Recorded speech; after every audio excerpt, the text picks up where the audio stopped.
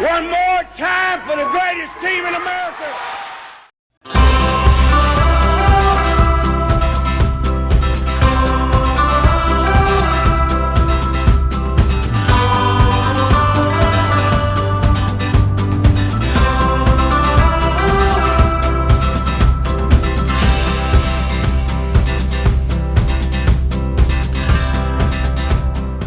Hi folks, this is Alan Tyson for Lee Hill and Johnston Insurers. Well, boy howdy, I knew it was a bad sign when we won the toss and didn't defer to the second half, but I thought for sure we could overcome it. Unfortunately, it just was not to be, as Lafayette butted in on our homecoming bash and bounced our Birds by a final score of 33-26 on a chilly night 2 Thursdays ago in the Borough. Just when we thought we'd seen improvement in our running game at Ole Miss, our Blue Birds of Prey came out of the locker room last week looking like a fife and bugle corps, with both our senior quarterbacks and our sophomore running back unable to participate.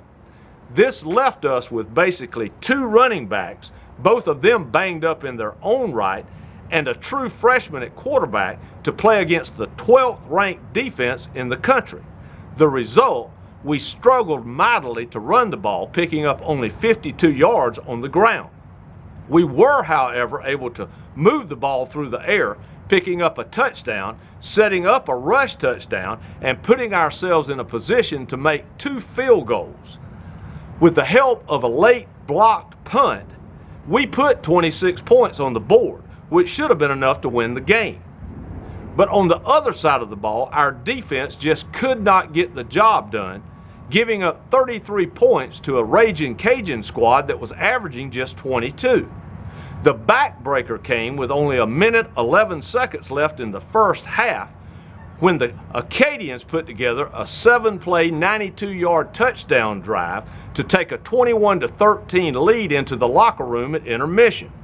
Folks, that one left a mark, and it basically won the game for the boys for the Bayou State. It's time to reach deep, Big Blue. What time is it, Eagle Nation? It's time to kick these kitties to the curb. It's time to cold-cock these cats. It's time to tie fire these tabbies. It's time to lay it on them letters. It's time to mash these Mausers.